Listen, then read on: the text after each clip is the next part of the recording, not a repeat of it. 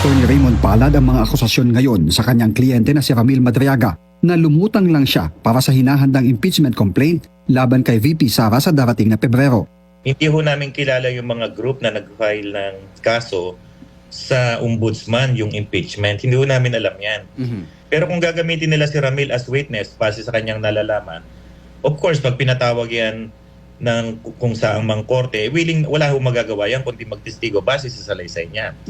Pero yung mga insinuation na nakipag-deal to sa administration, may setup dito, kalokohan po yan. Ayon kay Attorney Palad, ang affidavit ni Madriaga na naglalahad ng kanyang nalalaman laban sa mga Duterte ay may kinalaman sa aniyay pagtalikod sa kanya ng mga Duterte nang sampahan niya ng kaso si dating presidential spokesman Attorney Harry Roque.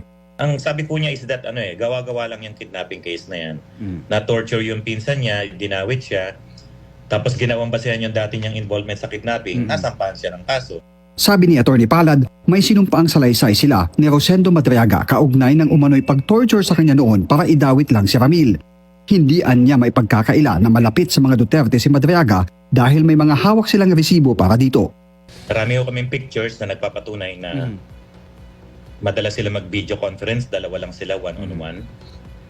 Number 2, sinabi niya, na-confirm namin to kahapon lang na according dun sa mismong kapatid ni Ramil Madriaga, naka-receive na siya ng chat na inaanak niya yung panganay na anak ni BP Sara.